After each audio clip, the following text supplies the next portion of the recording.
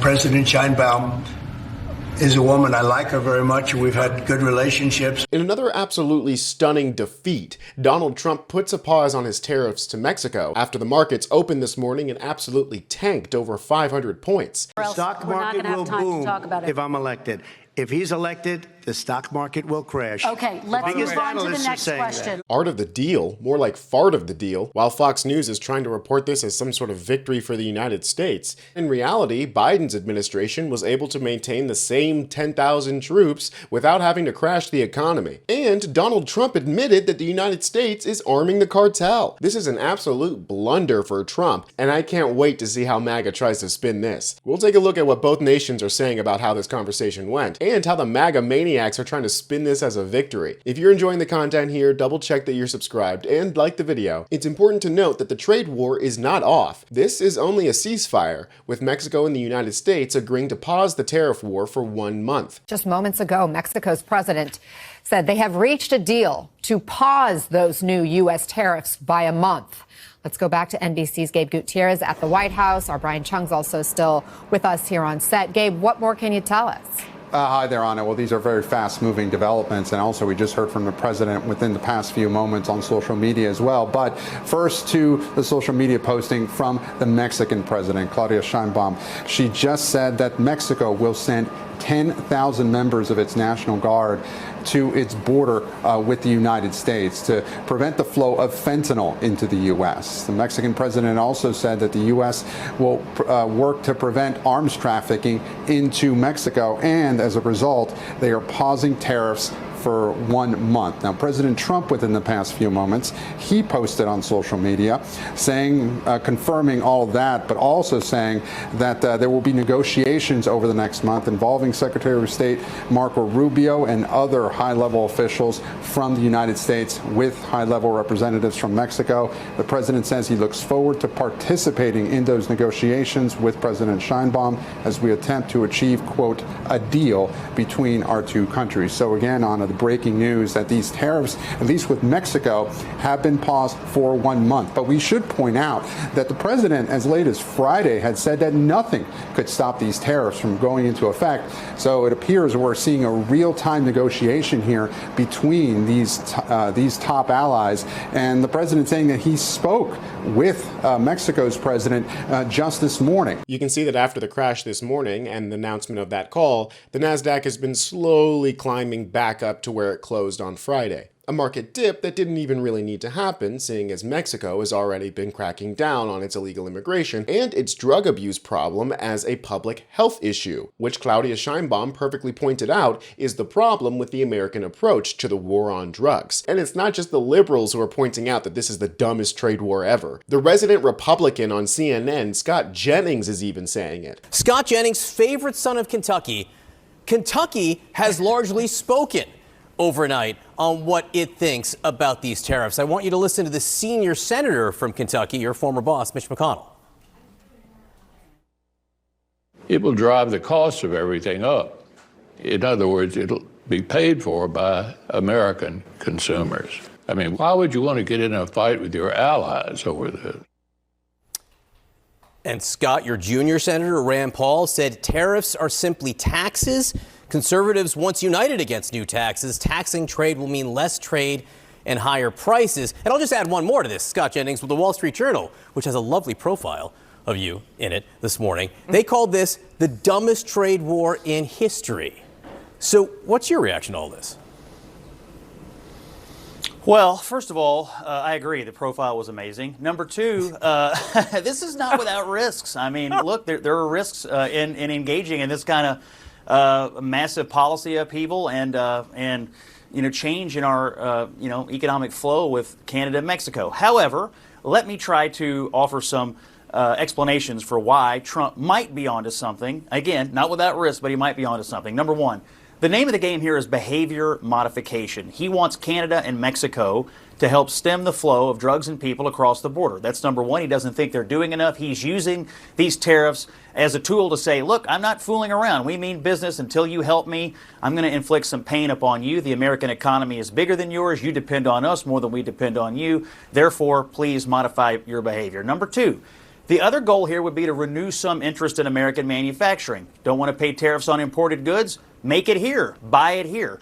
That would take a long time to manifest itself in the economy, but there is some viewpoint that the more we have more manufacturing in the United States, the less dependent we are on cheaper goods from other countries like this. So those would be the arguments for it.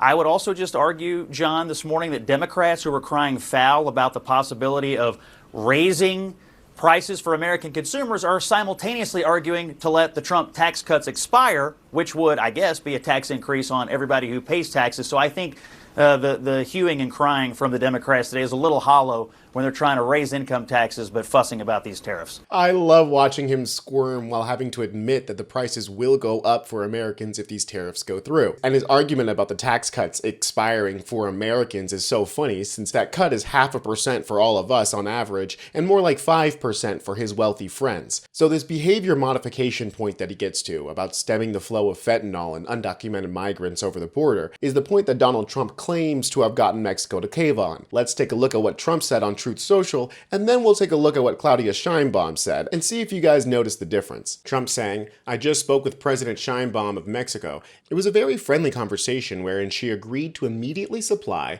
10,000 Mexican soldiers on the border separating Mexico and the United States. These soldiers will be specifically designated to stop the flow of fentanyl and illegal migrants into our country. We further agreed to immediately pause the anticipated tariffs for a 1-month period, during which we will have negotiations." Okay, so from this statement, it seems like they had a call. She immediately caved to send 10,000 Mexican soldiers to the border, and then Donald Trump agreed to drop the tariffs. Let's take a look at what she said. "We had a good conversation with President Trump with great respect for our relationship and sovereignty.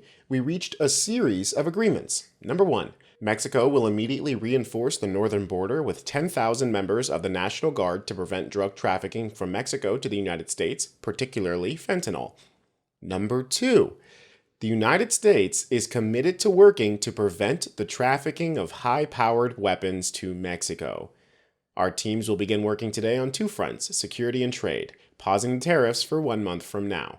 Interesting how Donald Trump seemed to completely ignore the fact that he agreed to prevent the trafficking of high-powered weapons into Mexico. This, ladies and gentlemen, is a stunning admission that the United States is responsible for arming the cartel. A miraculous reversal from their campaign rhetoric in which Donald Trump and his sniveling little sidekick J.D. Vance were saying this. During his debate with Tim Walz, J.D. Vance was asked about the gun issue, in which he answered, "Thanks to Kamala Harris's open border, we've seen a massive influx in the number of illegal guns run by the Mexican drug cartel." NPR did a fact check. Actually, there is long-standing evidence showing the drug smuggling route is going in the opposite direction. Mexico's Secretariat of Foreign Relations found that 70 to 90% of traced firearms originated from and passed through the United States. And seeing as the guns being smuggled into Mexico are being created by American manufacturers, I don't think Donald Trump's gun-sucking base is going to be super happy about him implementing gun control. If the Democrats were smart, the fact that Donald Trump not only admitted to arming the cartel, but also that he's suddenly pro-gun control. There is no way to lock down the gun trafficking between the United States and Mexico without cracking down on guns. And while Claudia Sheinbaum agreed to send 10,000 troops to the US-Mexican border, she's already been sending troops. Here's an article from May of last year. Mexico sends hundreds of troops to the US border in order to stop an uptick of violence and mass kidnappings. Here's another article from February of last year. Mexico sends another 2,100 troops to Juarez. And those troops were being sent for the right reasons, because boots on the ground are helpful to stop violent crime, protecting these migrants who are just looking for better futures from the cartels and human traffickers. Because in reality, Donald Trump's plan to stop the flow of fentanyl using these troops isn't going to work, because that's not how fentanyl comes over the border. First of all, it's not migrants who are doing it. In 2021, United States citizens were 86.3% of all the convicted fentanyl drug traffickers, 10 times greater than convictions of illegal immigrants for the same offense. So it's US citizens who are doing the smuggling, and they're not doing it by crossing the river or jumping the fence. Over 90% of fentanyl seizures occur at legal crossing points or interior vehicle checkpoints, not on illegal immigration routes. So US citizens who are subject to less scrutiny when crossing legally are the best smugglers. Just 0.02% of the people arrested by Border Patrol for crossing illegally possessed any fentanyl whatsoever. It does absolutely nothing to stop the flow of fentanyl over the border. And while they might say, well, it'll stop the flow of undocumented migrants, no, it won't, because nearly half of the people who are in this country without documentation have overstayed their visas, which means the troops aren't going to stop them from coming over. They're coming over legally. So not only are the troops just theater, not actually going to do anything, but Donald Trump made the mistake of admitting that he's arming the cartel. If the Democrats were smart, they would take that narrative and run with it. I know I am. I'm Tony Hinderman with Really American, and I'll catch you next time.